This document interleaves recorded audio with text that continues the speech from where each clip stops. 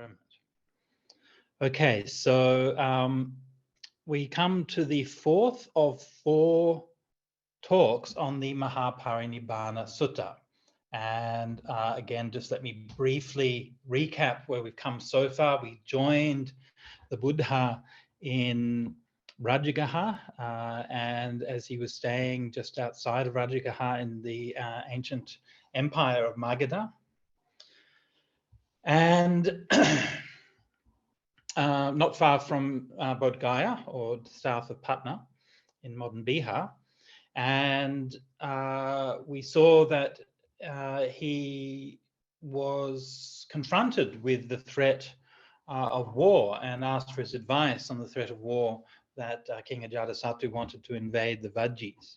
We've seen the Buddha's response to that, and we've seen him then embark on his last journey, heading north, up through Nalanda, up through Patna or Pataliputta, up through the land of the Vajjis, and through to the land of the Mallas.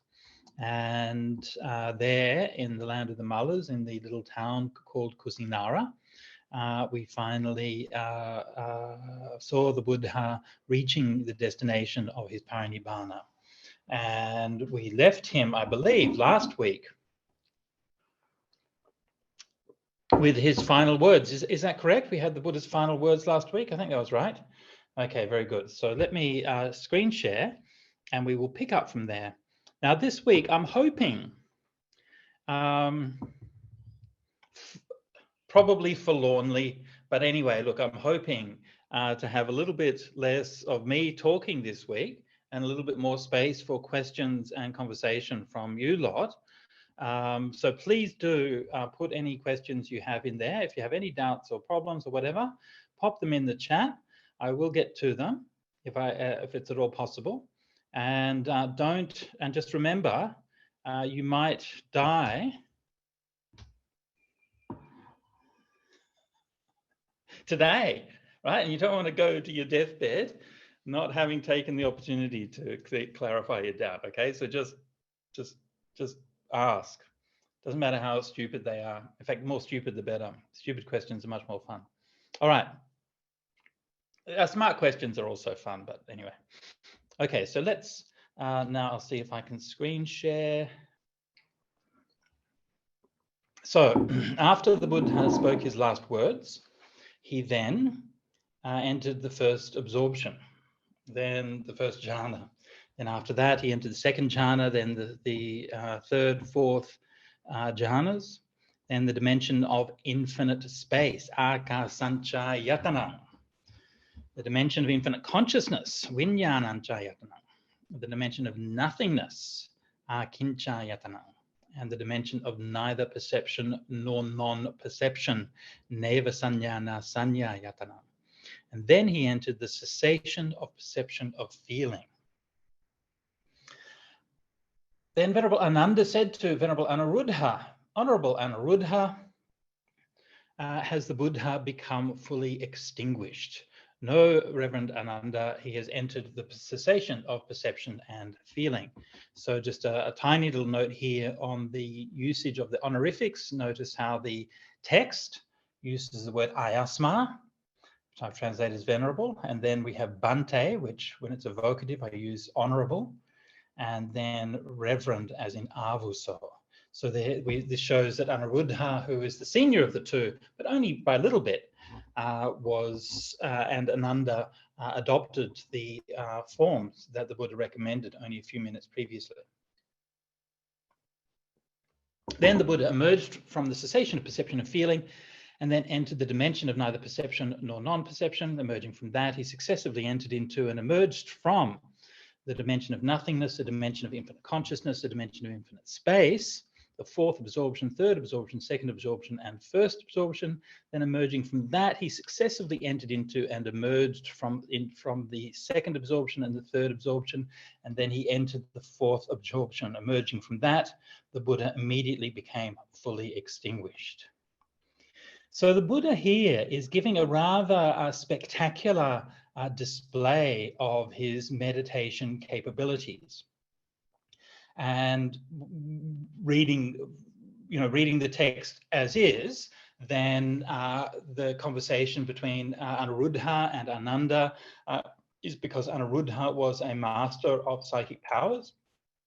So he was capable of knowing what meditation the Buddha was entering into, whereas Ananda was less accomplished in that regard. And so he thought that when the Buddha attained the cessation of perception and feeling, that there was such a deep stillness in his body, like no movement or breath or anything like that. And so Ananda thought that he had died.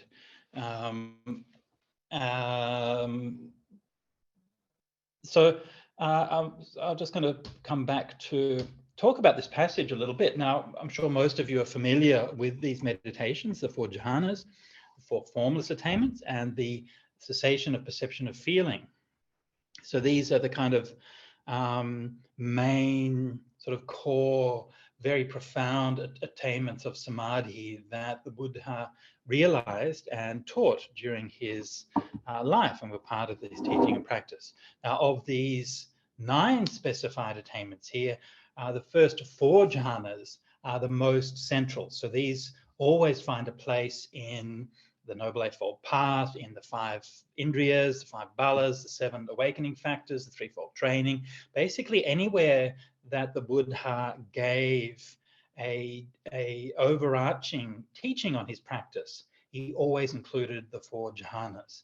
And so these are regarded as a state where the mind is free from hindrances. And so because the mind is free from hindrances, then you can see the nature of reality very clearly. And so this is how that those meditation states work.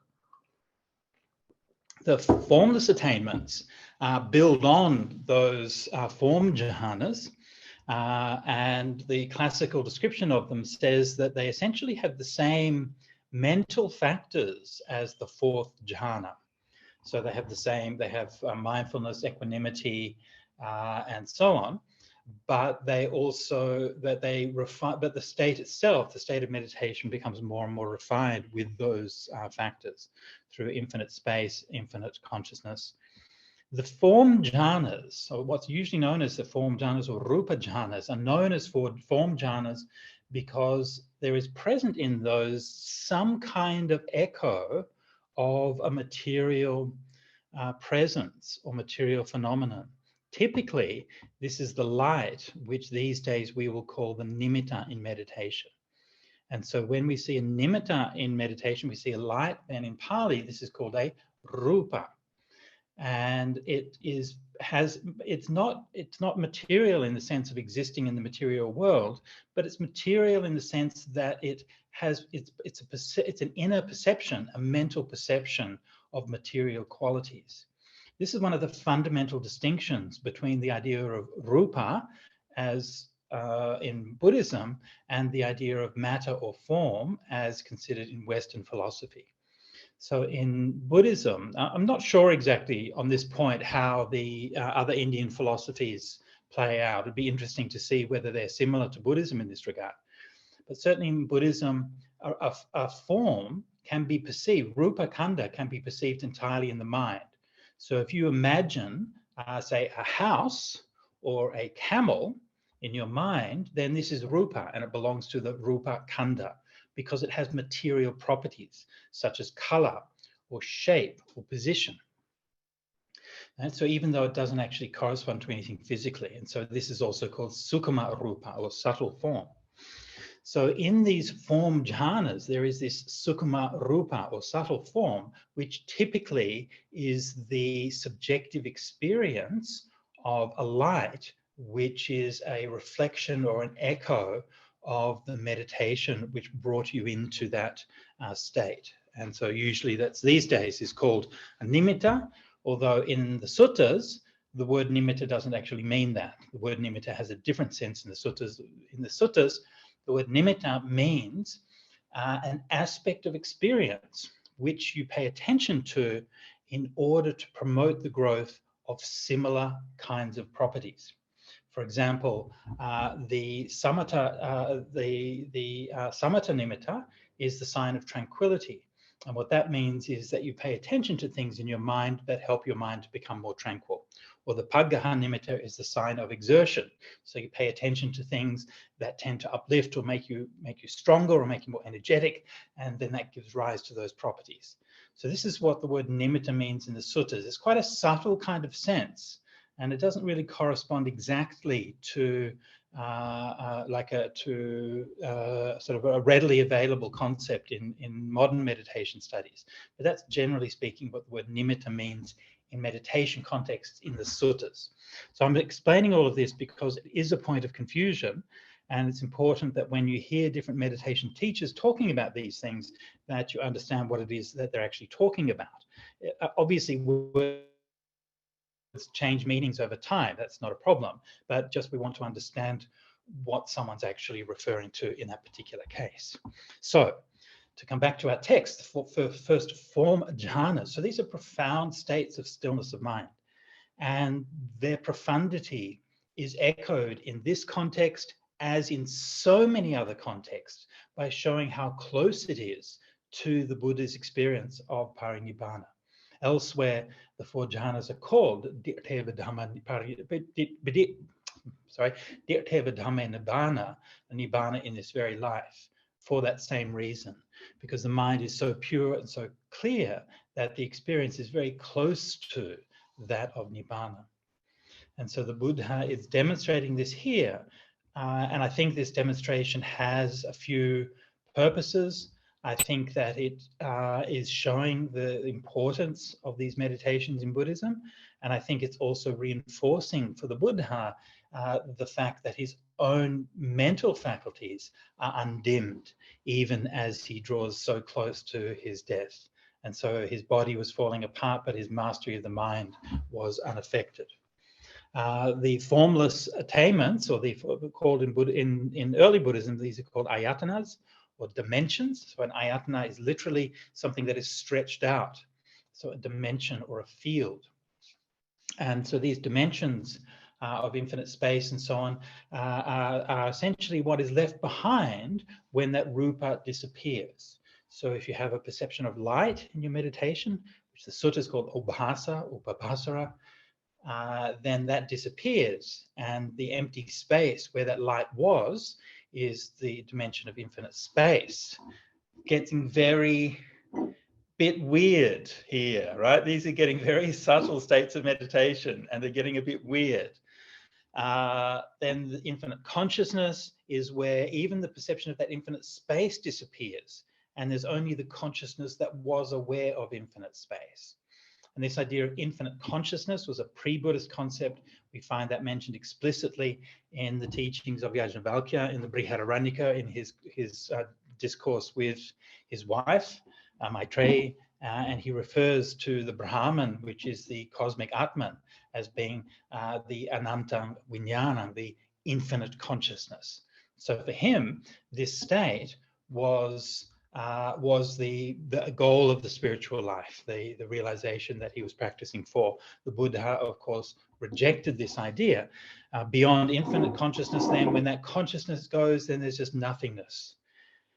And there's just that perception of the infinite nothingness. And then when not even that perception is still there, but there's not quite not perception, right? Then we call this neither perception nor non-perception. And so this is all getting very, very abstruse.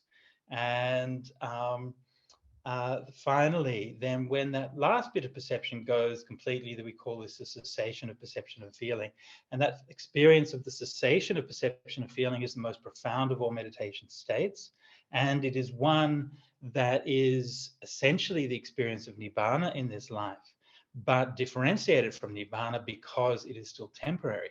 You will emerge from it. However, they do say that when emerging from it, if you are not an anagami or arahant by that point, you will become because of the power of insight from that meditation. So powerful is it regarded within the tradition. So now all of these are very beautiful and very powerful states of meditation. And of course, many treatises and many discussions and so on are concerned about these. Let me give you a couple of anecdotes from my experience as a monk. about how these things are handled in the forest tradition. One lesson I heard about these states was when I was at Bodhinyana, and they were doing some renovations on my hut. So there was a building crew, a few monks were there, and they were helping to build the walking path on my hut. And so I went down to just see how they were going. And Ajahn Brahm was there laying bricks, and all of the junior monks were there talking about formless jhanas. And it was a very interesting just to see that little difference, that Ajahn Brahm wasn't talking about formless jhanas, he was laying bricks. And all the young monks were sitting there talking about the formless attainment. So that was an interesting little lesson for me there. Another one I got from monks, some of you may know Ajahn Dunn, who's one of the senior monks in Ajahn Chah's tradition. And I was at his monastery many years ago, and somebody asked him about the formless attainments, and he just looked at the monk, again, a junior monk who asked this question, and he just said to him, "You can't even get upachara yet. Why are you asking about formless attainments?" And so... So you can see the kind of that, like, it's fine to think about these things and study them and so on, right? But just like take it with a bit of humility, and take it, these are things to it's okay to have something that is there to evoke wonder. Maybe we, unless we've experienced these things ourselves, we don't really know. But it's something there that makes you contemplate the vastness of human consciousness and the depth of potential for human transformation. So don't be in a hurry to wrap these things up and say that you kind of understand them and you get them and all of these kinds of things. It's okay to have something there which is okay, you can get some idea of it, but also there's a vastness there. And sometimes we have to grow into that vastness before we can truly appreciate it. Okay, let me share the screen again and continue on.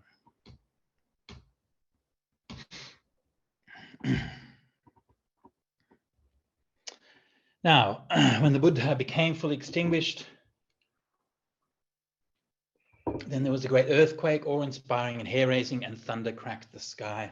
So this echoes what we've seen of earthquakes in the earlier part of the Maha parinibba Sutta. I can't even recall if we discussed that bit. Anyway, let's move on.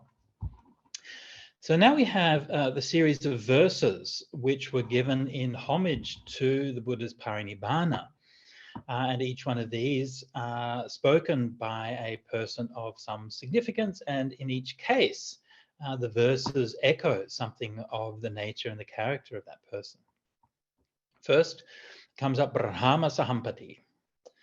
All creatures in this world must lay down this bag of bones, for even a teacher such as this, unrivaled in the world, the realized one, attained to power, the Buddha, became fully extinguished. Just check the notes. Sahampati here is giving a teaching of a grandiosity and a magnificence, and he's emphasizing the splendor of the Buddha within the scope of the world himself, and so making this powerful generalization that all creatures must lay down this bag of bones, the samusayang. And of course, this verse having a particular potency coming from Brahma himself, who, if anyone is going to live forever, surely it's going to be Brahma. And so he's giving this perspective to confirm that even he is still subject to those laws of impermanence. Next one, we have Sakka, the Lord of Gods. Now, of course, Sakka as the Lord of Gods is Vedic Indra, or the Buddhist evolution of Vedic Indra. And he's Lord of Gods in a sort of limited sense. He's in charge of the realm of 33. And of course, he's perhaps of all of the various deities known in Buddhism, he's the one we get to know personally the best. And here, Saka says, oh, conditions are impermanent. Their nature is to rise and fall. Having arisen, they cease. Their stilling is true bliss. So here, Saka is repeating a verse found elsewhere. So unlike Brahma, whose verses appear to be his own creation, as perhaps he's the creation god, so that may be significant, I'm not sure. Anyway, so Saka is a bit more, how do I put this? It's a bit, verse is a bit more kind of basic in the sense he's just copying a verse that the Buddha already spoke, but also it reflects his own nature as a stream enterer. So according to the tradition, he was a stream enterer at this point, and the insight of a stream entry is into impermanence and rise and fall. So this seems to be reflecting that to some degree. Next, we have Venerable Anuruddha. Now, Anuruddha was, along with Ananda, one of the Buddha's family members, who went forth after the sasana had already become established. And he was renowned for his meditative prowess, and we've already seen an example of that. So Anuruddha said, there was no more breathing for the poised one of steady heart, imperturbable, committed to peace. The sage has done his time. He put up with painful feelings without flinching. The liberation of his heart was like the extinguishing of a lamp. And so we can see there with Anuruddha's verse that it focuses very strongly on the breath. And this, of course, suits his character as a master of anapanasati, a master of mindfulness of breathing. And so he sees this in terms of the completion or the culmination of this meditation practice. And even the state of liberation that he speaks of at the end, of the going out, the liberation of his heart was like the extinguishing of a lamp. And of course, using this very common imagery within the suttas of Nibbana as being the extinguishing of a lamp, or the extinguishing of a flame. But here it's contextualized within that process of mindfulness of breathing and the cessation of the breathing. And so just as the Buddha, when he's passed away, will breathe no more, in the same way, his heart has gone out. Finally, Ananda's verse, again, very personal, very distinctive. Then there was terror. Then they had goosebumps when the Buddha, endowed with all fine qualities, became fully extinguished. So very different from Anuruddha's verse. Ananda responding to the distress which was experienced within the Buddhist community. And we see in the verse, the next paragraph below, that same contrast that we've already seen brought back again, that those who are not free of desire falling down like their feet were chopped off, rolling back and forth, lamenting, too soon has the Blessed One become extinguished, too soon the Holy One has become fully extinguished, too soon the eye of the world has vanished. But those who are free of desire endured, mindful and aware, thinking conditions are permanent. How could it possibly be otherwise? And so that, you can see that that Anuruddha and Ananda are kind of sort of gently identifying or evoking each side of that dichotomy, if you like. And Anuruddha emphasizing the peace and the stillness that comes with the passing away, whereas Ananda noticing and empathizing with the distress experienced among the Buddhist community. And I think that this dichotomy is such an important part, and I know I've mentioned this a number of times before, but it's such an important dimension in the whole of the evolution of Buddhism.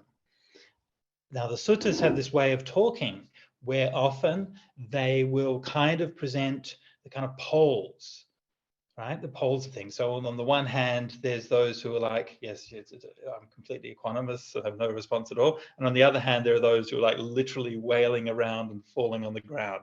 Now, probably most of us have been faced with the death of somebody we love, and probably most of us fell somewhere in between those two poles, and maybe a bit more to one side or the other, depending on what time it is. But it's also kind of unpredictable. And we often respond in irrational ways that you wouldn't expect. Grief will hit us when we last expect it. And so by holding, I think, these two poles and reflecting them in the verses, this sutta is giving space for the growth of the Buddhist community in a broad way, and acknowledging that we all have a place there, and between these two poles we will all find ourselves, and in that dynamic, this gives us it gives us a set of values and something to aspire to. And that's precisely what Anuruddha moves on to talk about next. And I'm just coming back to the sutta. Anuruddha addressed the mendicants. Enough, reverends. Do not grieve or lament. Did not the Buddha prepare us for this when he explained that we must be parted and separated from all we hold dear and beloved? How could it possibly be so that what is born, created, conditioned, and liable to wear out should not wear out? The deities are complaining. But sir, what kind of deities are you thinking of? There are Ananda deities who, both in the sky and on the earth, who are percipient of the earth. With head disheveled and arms raised, they fall down like their feet were chopped off, rolling to forth and lamenting. But those who are free of desire, mindful and aware, think conditions are impermanent. How could it possibly be otherwise? Then Anuruddha and Ananda spent the rest of the night talking about Dhamma. Now that's an interesting little insert there, isn't it? I wonder what they were talking about. And it would have been nice if somebody had put the tape recorder on, because I'm sure that would have been a fascinating conversation. However, it was not to be. And Anuruddha said to Ananda, "Go, Ananda, into Kusinara and inform the Malas, Vasettas, the Buddha has become fully extinguished. Please come at your convenience." So you can see here that Anuruddha is taking that leadership position, and Ananda is the one who's going to be responsible for, if you like, the management responsibilities in the Sangha. And this was the case even earlier, and we find this distinction between Anuruddha and Ananda in other places as well. Ananda was much more reserved, much more on retreat and in meditation, and Ananda was helping to organize and bring the community together. So Ananda in the morning entered Kusinara with a companion. Now at that time, the Mallas of Kusinara were sitting together at the meeting hall, still on the same business. Little detail in the translation here.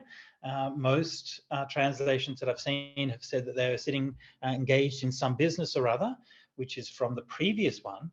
But here it says, Honti teneva karaniyena. So they were engaged in that same business. In other words, since the previous night, they've been sitting in the hall, still going on. And this, I think, is a wonderful example for all of us. The next time that we're sitting on a Zoom meeting or some other kind of meeting that seems to go on forever, then we can identify with the Mallas of Kusinara who were sitting all night in the same meeting. Okay. Ananda went up to them and announced, Vasettas, the Buddha has become fully extinguished. Please come at your convenience. I think I mentioned this earlier, but just to repeat, the reason that they are referred to as Vasettas is because the Purohita, or the high family priest of the clan, would have been of the Vashishta or Vasetta lineage. And when there's a anointment, a coronation of the ruler of the Mallas, whether as in the Mallan's case, a temporary ruler or of a lifetime king, then they take on the lineage name of the Purohita who performed that ceremony. And this is sort of one of the ways that the Brahmins and the Khattiyas sort of developed this codependent relationship in Indian rulership. So this is why the Mallas are referred to as the Vasettas. When they heard what Ananda had to say, the Mallas, their sons, daughters-in-law, and wives became distraught, saddened, and grief-stricken.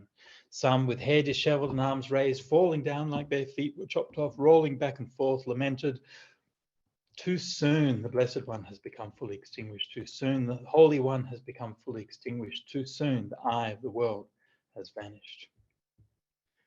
Right. Then the mullahs ordered their men, go, my men, collect fragrances and garlands and all the musical instruments in Kusinara. And taking those fragrances and garlands and all the musical instruments and 500 pairs of garments, they went to the Mullian Sal Grove at Upawatana and approached the Buddha's corpse. They spent the day honoring, respecting, revering, and venerating the Buddha's corpse with dance and song and music and garlands and fragrances, and making awnings and setting up pavilions. So what a party. I mean, those guys are going all out, and they are not just, not just putting up a bit of decoration or not just something like that, but they are literally getting together all of the instruments in the whole of the city and coming together to have the most outrageous rave recorded in the entire history of the Pali Canon. And good on them, I say, right? Why not, right? Live it up. Life is short, and you've got an excuse to both party and also make merit at the same time. What could possibly be better? So this is, like, I think, a really nice example that in the Buddhist tradition, especially Theravada Buddhist tradition, often has this kind of reputation as being a bit dour, a bit kind of, looking down on entertainment and all of these kinds of things. But of course, don't forget that these are for monastics, so we take renunciate vows. But for lay people, there's always been a side of the religious practice which is very celebratory. And you go to Sri Lanka, and they will get out their drums, and they will hit those drums very, very hard and make a very large noise. And the fantastic drumming from Sri Lanka and Thailand, they have these amazing ceremonies and so on that they do. And so there's always this celebratory aspect to Buddhism and Buddhist practice, which is the celebrations of the Mallas is a good example of here.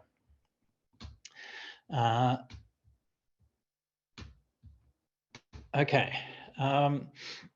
So after they'd partied all night, then they thought, it's too late to cremate the Buddha's corpse today, let's do it tomorrow. Very relatable to anybody who's partied a little bit too hard.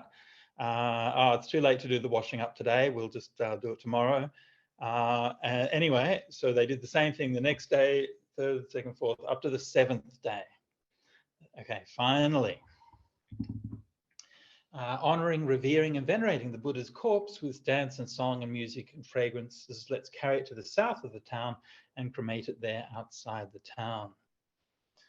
Notice that the word to cremate is jhapesama, from the same root jah as the word jhana is. Now, at that time, 8 of the leading mullahs, having bathed their heads and dressed in unworn clothes, said, "We shall lift the Buddha's corpse." But they were unable to do so. The mullahs said to Anuruddha, "What is the cause? What's the reason? Why these 8 Malayan chiefs are unable to lift the Buddha's corpse?"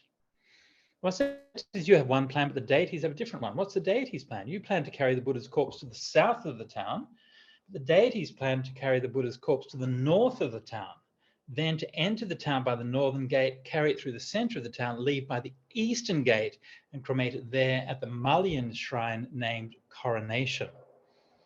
I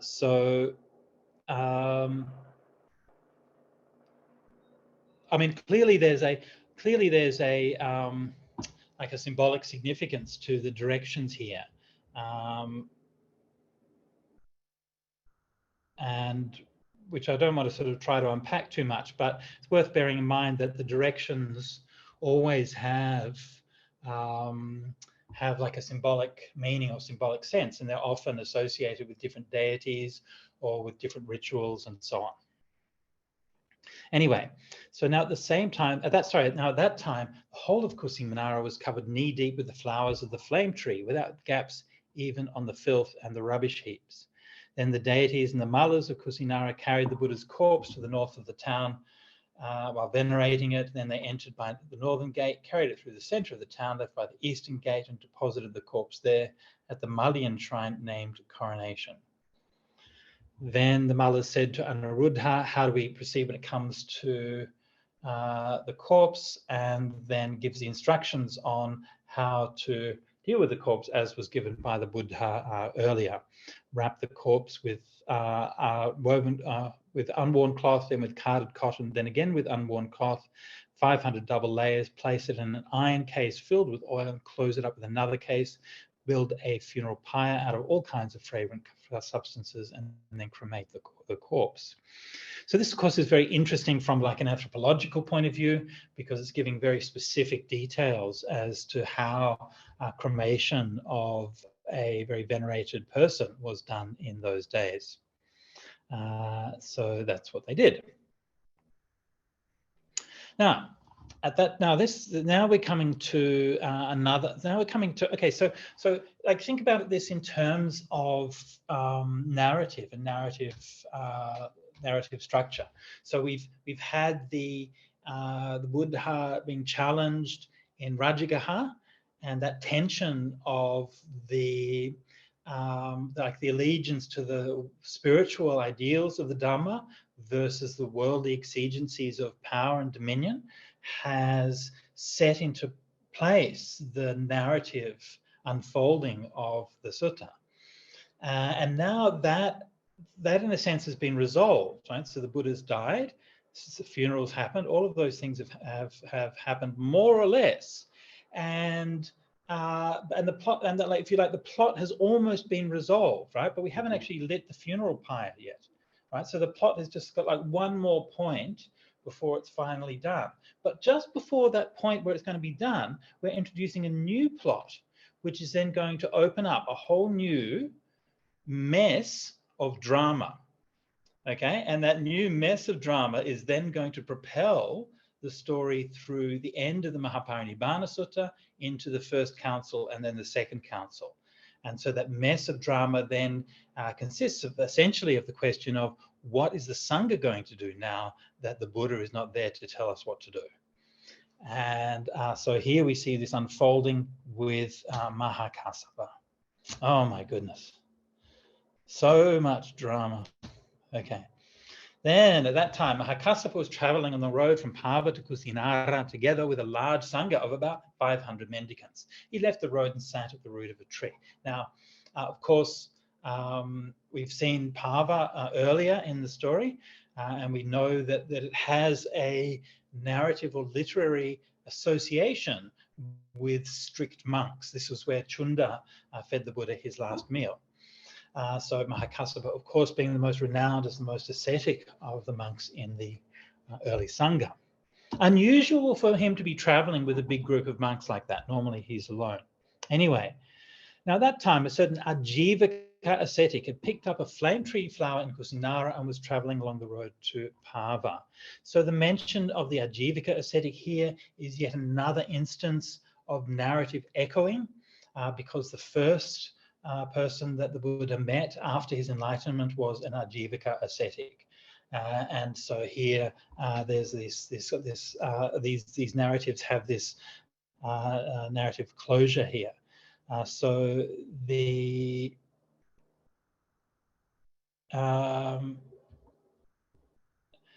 so when he brought that flower to Maha Kassapa, I believe that this may be the origin of the flower sermon, which became famous in later Zen Buddhism. But again, be that as it may, Maha Kassapa asked him, Reverend, do you know much about our teacher? Yes, Reverend. Yes, 2 days ago, the ascetic Gautama became fully extinguished. From there, I picked up this flame tree flower. And some of the mendicants there who were not free from desire, and once again, the same dichotomy that we have seen before. At that time, a monk named Subhadda, who had gone forth when old, was sitting in that assembly. He said to those mendicants, "Enough, Reverend, do not grieve or lament. We're well rid of this great ascetic, and we are oppressed by him saying, this is allowable for you, this is not allowable for you. Well, now we should do what we want and not do what we don't want." Sounds great. Excellent. So Subhadda certainly knows how to seize the moment and win himself some friends. Then Maha Kassapa addressed the mendicants. Enough, reverence. Do not grieve or lament. Did not the Buddha prepare us for this when he explained that we must be parted and separated from all we hold dear and beloved? How could it possibly be so that what is born, created, conditioned, and liable to wear out should not wear out, even the Buddha's body? Now, at that time, 4 of the leading mallas, having bathed their heads and dressed in unworn clothes, said, "We shall light the Buddha's funeral pyre," but they were unable to do so. They asked Anuruddha, and Anuruddha explained that it would not light until Mahakassapa came and paid respects. So Mahakassapa came, arranging his robe over one shoulder and raising his joint palms. He respectfully circled the Buddha 3 times, keeping him on the right, and bowed with his head at the Buddha's feet, and the 500 mendicants did likewise.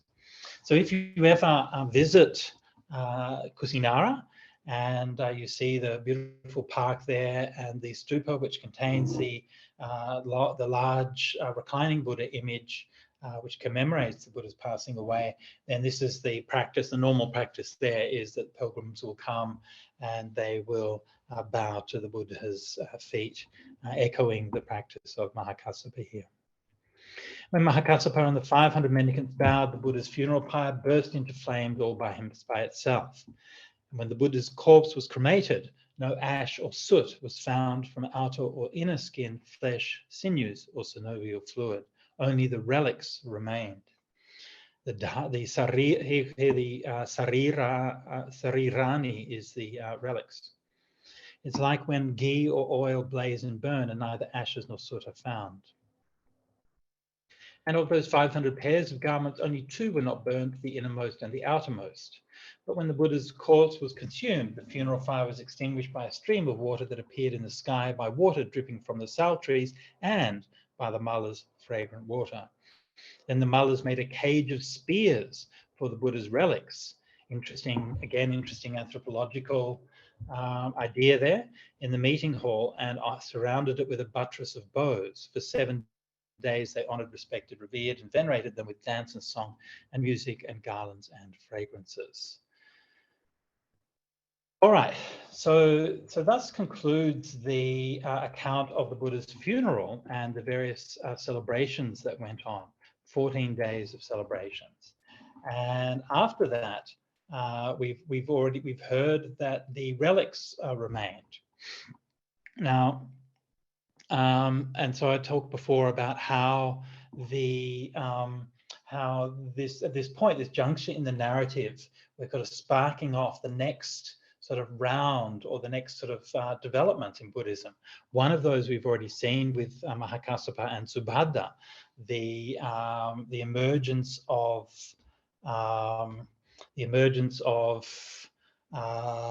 if you like, the voices of laxism in the Sangha, those people who want to make an excuse, who want to say, look, let's get rid of what the Buddha taught, and now we can do what we want.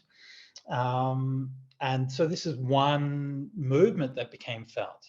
Now, this obviously relates to the dynamic that we were introduced to right at the start of the keeping the Vajjian rules and principles, not getting rid of them, and then the Buddha then saying Sangha should also not get rid of its rules and principles.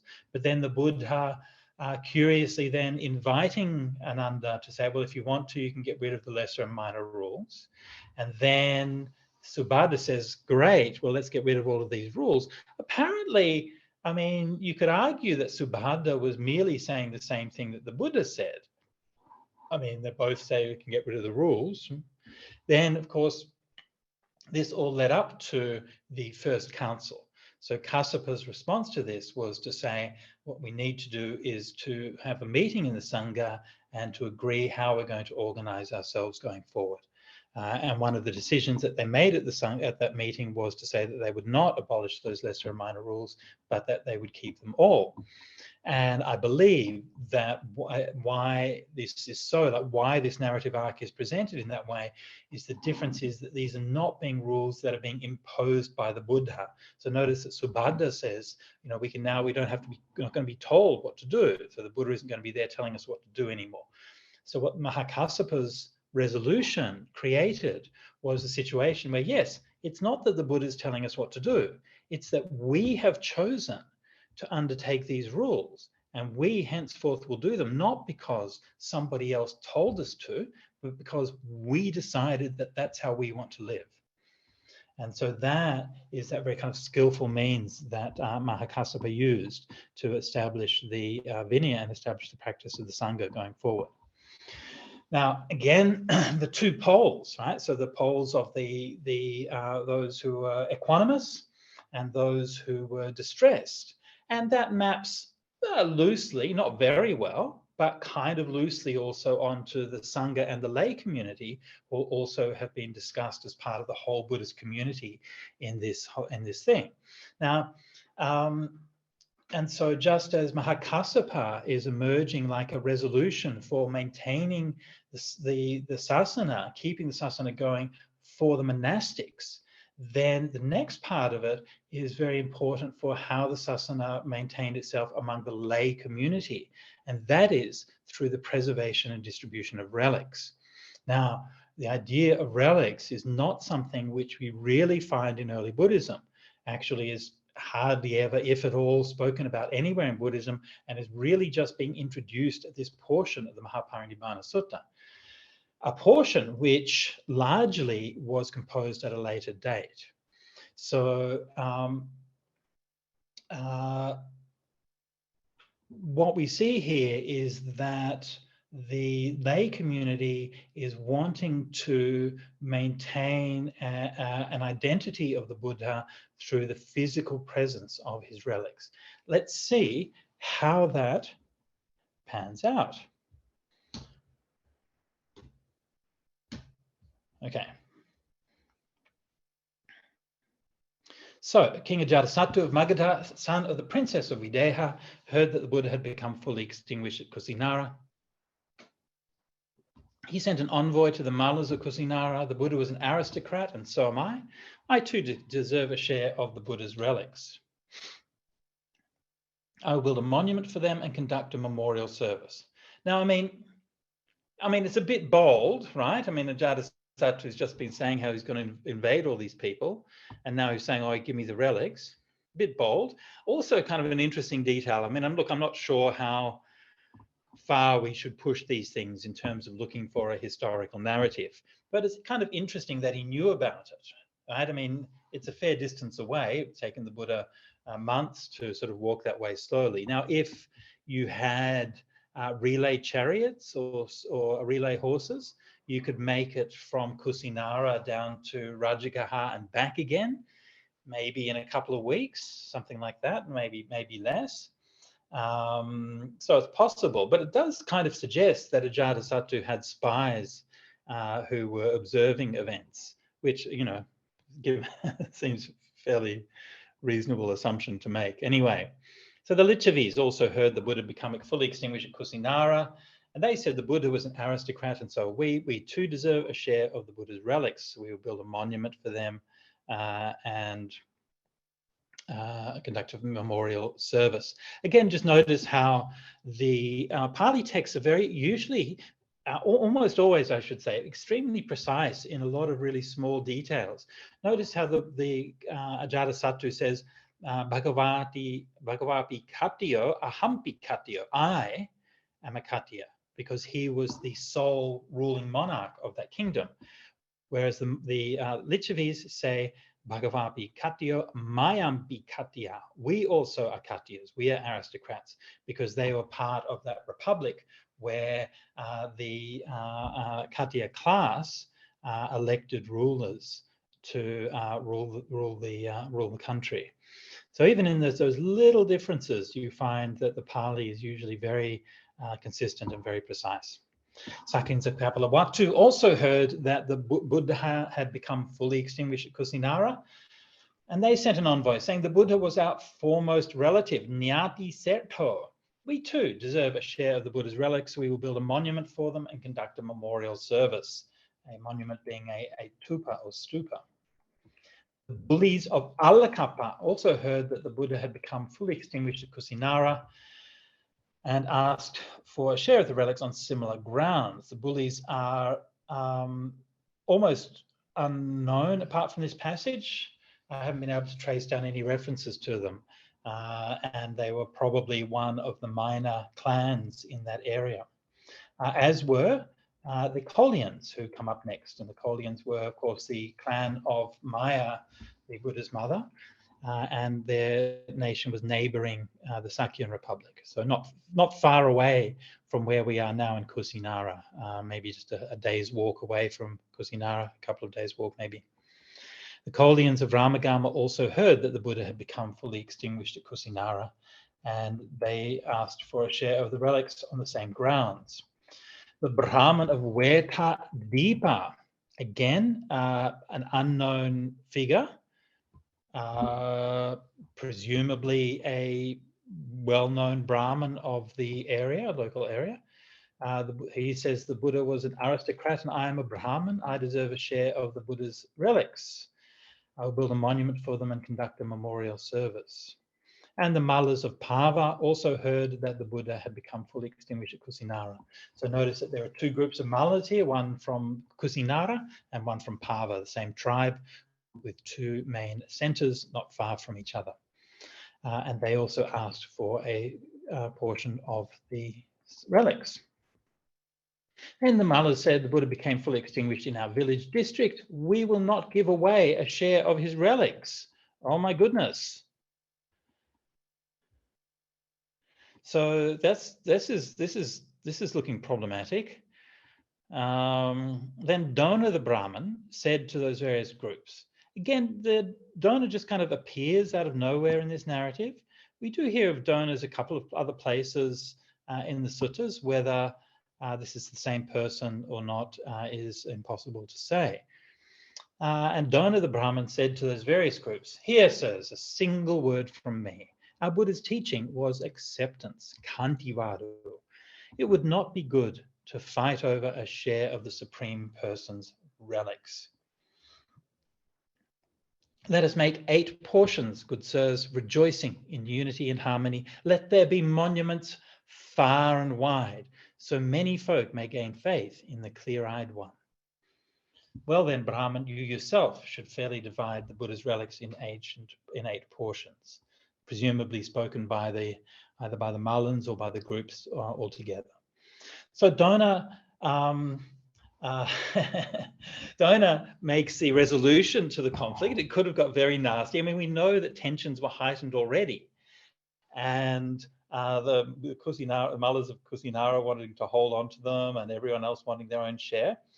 And as I mentioned at the beginning, that this threat of war is very real, and in fact, this is almost certainly the last time that we see a peaceful resolution among these groups and among these clans.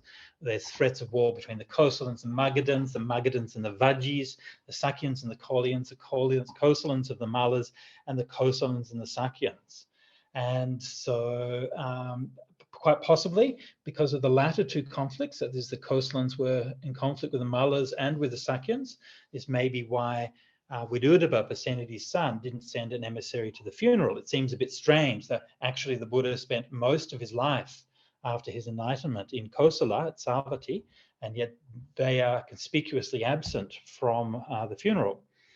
So by sparking conflicts with former allies, the Sakyans and Mallas, Vidudaba undid the successors of his father and fatally weakened the Kosalan Empire. When the dust settled a few decades later, all of these lands had been consumed by Magadha. A breakdown not just of the Buddha and his life, but a breakdown of the order and the Buddha's passing was invoked by Dona as being an occasion for reinforcing the peace that was available at the time. So when he had done that, he divided the relics and said to them, sirs, please give me the urn, and I shall build a monument for it and conduct a funeral memorial service. So they gave Dona the urn. When the Mauryas of Pipalawana heard that the Buddha had become fully extinguished in Kusinara, they asked for a share of the relics, but they were told that there was no portion of the relics left. They had already been portioned out. Here, take the embers. So they took the embers from the funeral pyre. Mauryas of Pipalawana, of course, also an obscure little tribe that very hardly even heard of at the time of the suttas, but that was not to remain the case, as Chandragupta the Maurya and then Ashoka the Maurya established the greatest empire of the entirety of Indian history in the years to come. And so this is marks the beginning, I guess, of the connection between the Mauryas and Buddhism. So that ends the main discourse on the departing, on the relics. Now, we then have another passage, almost certainly this other passage added later. In fact, this is confirmed by the commentary, which says it was added at the council. It doesn't say which council, either the first or second council. King Ajatasattu, Magadha, the Lichavis of Vesali, the Sakyans of Kapilavatthu, the Bullies of Alakapa, the Kolians of Ramagama, the Brahmana of Vetradipa, the Mallas of Pava, the Mallas of Kusinara, the Brahman Dorna, and the Mauryas of Pipilavana built monuments for them and conducted memorial services. Thus, there were 8 monuments for the relics, a 9th for the urn, and a 10th for the embers.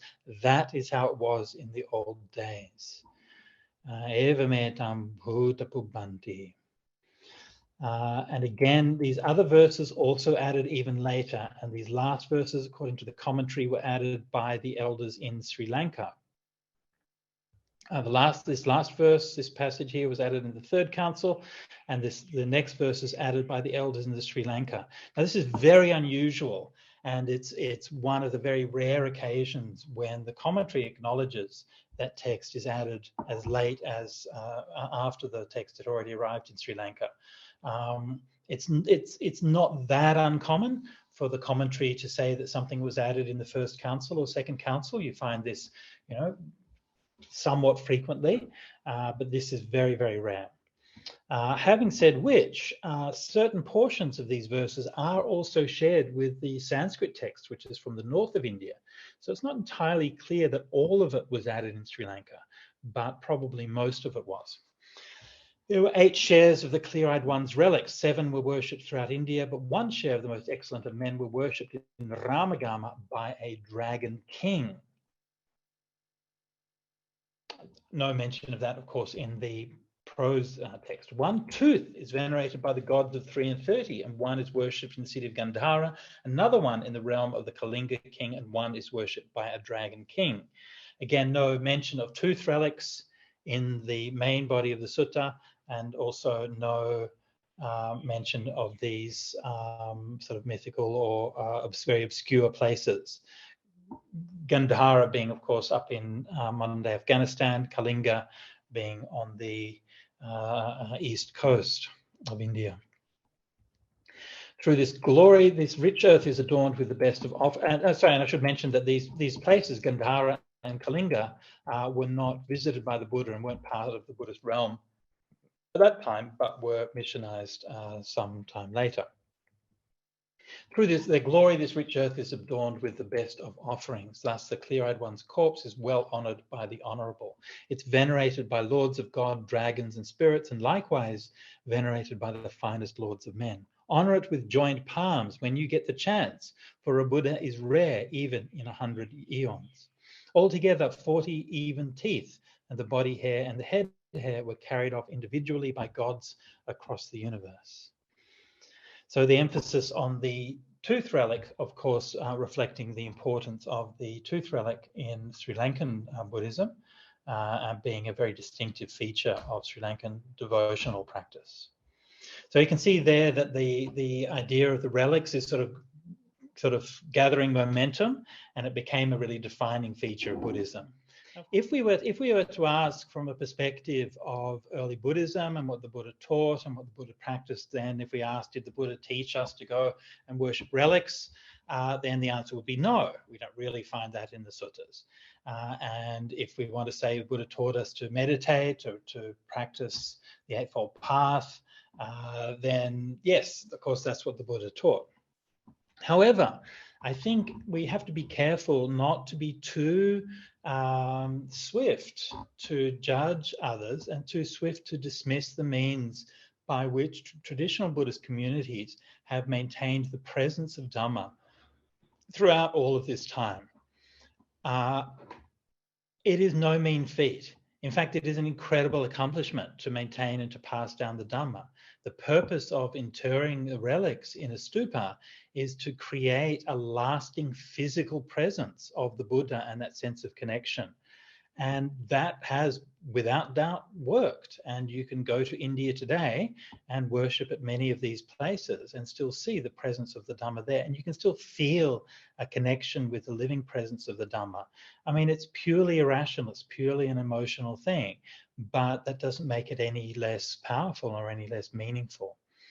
And I think these days we have, like for myself, I work mostly with digital texts, and I'm very cognizant of how ephemeral everything that we're doing is. And everything that we're doing can just go disappear in a puff of smoke. And the means that the Buddhist community has used to create a lasting and sustaining of the sasana have been successful to an unprecedented degree. And I think it's important for us to pay attention to this and to learn what we can from how they have gone about doing that. So that's I think the end of what I had to say about the Maha parinibba Sutta for now, anyway. Well, these were actually two comments from me, Bhante. One was about the jhanas and Maha Pajapati making a similar tour through the jhanas. That was one. I don't know if you'd like to say anything about that or not. And then, yeah. Yeah, I mean, obviously, obviously establishing a kind of a narrative parallelism, right? So these things are done for a very to send a message, yeah. But no, please go on. Well, the other comment was about a question that often arises, or that has arisen often these days, because what is it? I'm sorry, I'm suddenly forgetting what the word is for it now, but like euthanasia is now legal in California, so a person can choose if they wish to come to the end of their life. And normally people aren't using the word suicide for that. And then the topic of how the Buddha and Maha Pajapati passed away, and like if that was intentional or not, and if it's intentional, then what? And so it's something that's come up for discussion. And I wondered if you'd like to say anything about that. I didn't know that those laws have been passed. When were those laws passed in California? A couple of years ago, before a pandemic. Before the pandemic, okay. So in Australia, this happened. There was a sort of move in that area quite some time ago, about nearly 20 years ago or something. And it became quite a thing in Australia because the first person who was doing it was a Buddhist. And the doctor who was sort of organizing, his name's Philip Nitsky. And so it became a kind of a thing in Australia that, the Buddhists want to do euthanasia. Of course, it was just a personal decision by somebody who happened to be a Buddhist. But because of that, Ajahn Brahm invited him to do a panel with us in Perth at a Buddhist conference, and I was asked to be to moderate that panel. So that was fun. So we got to have a kind of discussion. And what really came across to me from him, as being the doctor who had pioneered these techniques in Australia, was what really came across to me was his deep compassion in what he was trying to do. And he was only interested in the welfare of his patients and in trying to alleviate suffering. So obviously this is a complex area, and it's not really, we're not going to come to any sort of cut and dry decisions. But that's just the impression that I had with that. In terms of what the Buddha did, it's hard to say exactly, because on the one hand, it's a recognition of the fact that his lifespan is at an end, but also recognition of the fact that he's going to determine that now it's going to come to an end. And I think that the Maha parinibba narrative holds that ambiguity quite deliberately. The Buddha could have prolonged his life, and you could use that as an argument to say against sort of artificial prolongation of life, right? But he just sort of allowed it to come to its natural course of events. But on the other hand, he took his medicines and looked after himself the best that he could. So I don't know if we're going to get any clear-cut answers from something like Maha parinibba, but I do think that at the end of the day, bear in mind the golden rule. It seems to be one of the places where the golden rule is violated almost entirely. I mean, do unto others as you would have others do unto you. And I don't think I'm yet to meet a single person who would say, yes, please keep me alive under any circumstances and just keep my heart beating as long as possible, no matter what my quality of life is. And yet when it comes to making that decision for others, we tend to be a lot more reluctant. There's another side to it. I don't know if you're interested to continue with this or you want to go on. Well, please go on, yeah. So a few weeks ago, Wisdom Publications hosted one of their live online things, and it was on Tukdam, which is in Tibetan Buddhism when someone who's an advanced practitioner then enters into, maybe jhanas, enters into a kind of deep meditative state, and their heart may have stopped, their breath may have stopped, but they might still be sitting up and there's no signs of decay. And we've seen that amongst a number of our local Bay Area meditators, especially those who've developed jhana practice, that also when they passed away, then there is not like a sign of decomposition of their body, or sometimes the room gets really bright, like our friend Margaret, or other things like this. And so there's a question, when they were talking about the Tukdam, they said that they shouldn't be disturbed, and that this is a really important time. And even they're using language like the jhana, like burning off.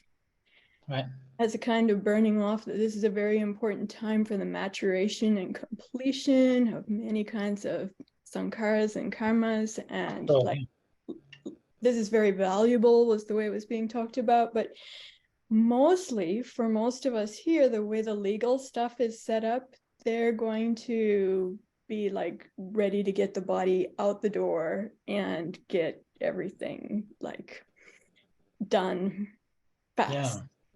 And so questions have been coming up about that also. Would you like to comment? Yeah, I mean, you see, even in Maha parinibba, you see that even Anuruddha and Ananda were not clear about exactly when the time the Buddha passed away. So yeah, sure, definitely this can be the case. I don't know if you've probably heard, there's an old story that Ajahn Brahm used to tell about this, one of the people at the Buddhist Society in Perth. And I met the fellow in question some years after these events happened. And so the way the story goes, and this is just my hazy memory, but the way the story goes is that he was sitting at home in meditation, went into a very deep meditation, and his wife was preparing lunch or something like that. And she said, "Oh, darling, lunch is ready." Didn't hear back. Lunch is ready. What's happening? Goes, knocks on the door. He's just sitting there in meditation. Touches him, he doesn't move. So she starts to panic, calls the hospital, ambulance comes, medics come, put him on the stretcher, run him out, put him in the ambulance, doing CPR, screaming through the streets of Perth with the siren blazing, rush him into the hospital, bring him into the operating theatre. And he's just completely out, nothing.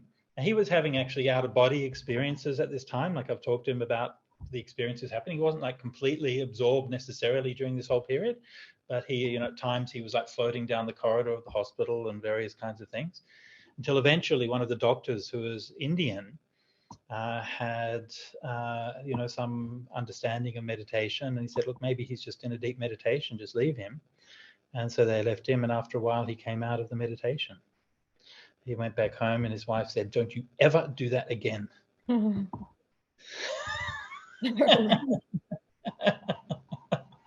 So it is a good argument for having multicultural staff in hospitals, because you never know when that kind of background is going to become in handy. But yeah, look, I don't have any clear-cut arguments about that, but I agree that definitely is quite likely that those kinds of mistakes would be made. If I could get to some of the other questions that folks here have. Absolutely. Yeah, sure. Hey, how are you going, by the way? Oh, not bad. I'm glad to join you today. Yeah, no, good to see you. All right, let's continue. All right. So yes, go. Do you want me to go through the chats, or you want to take questions? I've got a few new chats here, but maybe you want to do the old ones so we don't lose them. Okay, so Mao Lee asked, were there any bhikkhuni in the first council or any other council? Do we have any more detailed information / documentation on the councils, even the most recent one? So unfortunately, no. I think the Buddha's intention was that the recitation be done among the fourfold Sangha, but when it was actually done organized by Maha Kassapa, he made it into a Vinaya meeting. And when you have a Vinaya meeting, it's only the bhikkhus or only the bhikkhunis who are present. And so unfortunately, no, according to the main historical records anyway, there wasn't any bhikkhunis at the councils. Do we have historical records? Well, the Vinayas include the records of the accounts of the first and second councils. And so, you know, they're obviously a very crucial record. There is a third council recorded in the Pali commentaries, although it's only found in the Pali tradition, and various other councils through history. Coming down to the most recent is the Sixth Council in Myanmar.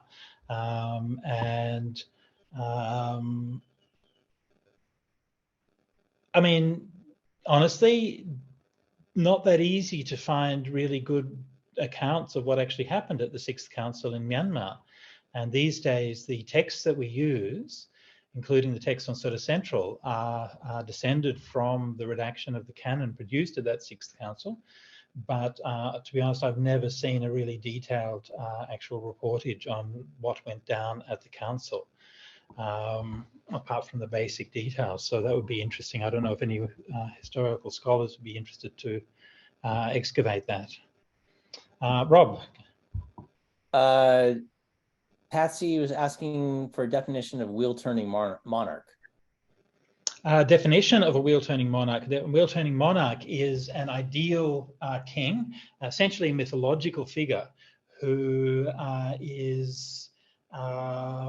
It's like it's a kind of a Buddhist adaptation of the Vedic horse sacrifice, which establishes without violence or oppression a realm from ocean to ocean, run according to the Dhamma and according to principle. And so this idea which is presented in a mythological context in the suttas of an ideal monarch. It's debatable whether there's been anybody in history who has really lived up to those ideals, although obviously King Ashoka would be the closest example. Rob. Another question, if any of the 8 relic monuments mentioned still exist? Yeah, I mean, hard to say exactly, because typically what happens with these things is that they get built and then rebuilt over the years. So that typically there might be just like a small one there. They then might get taken out, because apparently King Ashoka took them out and spread them further. So the original monument might be demolished, put back together, and then later on built and built and built. So these things are kind of like onions. There's many layers of them, but some of them, the sites are still known. I think Kusinara, the Vajis, where the Ashoka pillar is in Vesali. And probably some of the others. So there's at least some where we have a fairly good idea where the relics are, and they may still be. There are a couple other questions which I might just skip, just because like on the jhanas and things like that, they're probably way too long. We don't have much time left, so I probably don't want to go down that road. So yes, maybe very compassionate. Maybe there's a few more questions that came in that you have the chats for. Sure. Yeah, sure. I've got those new ones. So from Geeta, how's it going, Geeta? Thank you for sharing this beautiful sutta with all of us. Well, my absolute pleasure, Geeta. May I enjoy longevity with great health and shower the Dhamma with all of us. Sadhu, sadhu, sadhu. Oh, well, that's very nice. Thank you so much, Geeta. Kaz asks, how's it going, Kaz? Explaining the important sutta. Mixture of early and later parts. Which parts do I recommend to take as more important? How do I put this? To me, all of the different parts have an importance.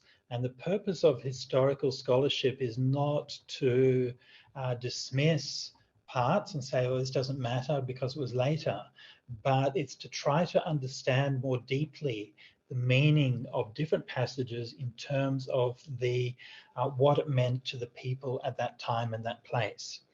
And so it's about coming to a more layered understanding where we can see the particularity and the changes in the historical circumstances and how that is reflected and mirrored in people's understanding of things.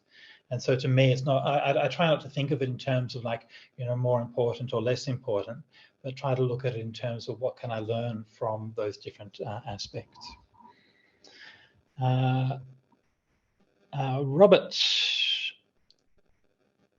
Okay, so Robert Hunt mentions that in Dunedin in 2012, Venerable Thubten Rinpoche's Sangha were allowed to leave him in death meditation for 18 days without deterioration before the medical authority then insisted on cremation or burial. Crikey. Well, I hope he was really dead. That's all I can say. That would have been very, very inconvenient. Yeah. But it is interesting though, isn't it? I mean, then these stories are not, you know, not, I mean, these are not just kind of mythical events. I mean, these are real people in real times and places, and it's not that, I mean, it's fairly unusual in a sense, but it's not that unusual. It does seem to happen. Anyway. Charles Lee asks, are there any tradition of lay people putting on theatrical performances of the Maha parinibba Sutta? Not as far as I know, but I think it's a good idea. It would be an interesting concept. People do like act out different parts of things. So that, you know, in a way, like performing the rituals is in a way kind of acting out, like I mentioned, bowing to the feet of the reclining Buddha in the Maha parinibba, or going on the pilgrimage. So in a sense, the performance of these rituals is in a way acting things out. But the Buddhist traditions did have, there were sort of theatrical traditions of presenting jatakas and things like that, but I've not heard of traditions of presenting Maha parinibba Sutta. It may be the case that the suttas were felt to be too sacred to be presented in that way. I think the Jataka is probably a little bit more profane and a little bit more rewarding presented in that way. Okay, so Mali asks, if we have time, can Bhante say in a few words about how Sutta and Vinaya were formalized, conserved and transmitted during the Buddha's time and perhaps until the end of King Shaka? Thank you so much for your faith, Mali. I think that's your confidence in my ability to do that it's very, very nice to hear. I don't know if I can, I think we're a bit over time. And I honestly don't know if I can say enough about those things to make all that much sense. But let me just say this.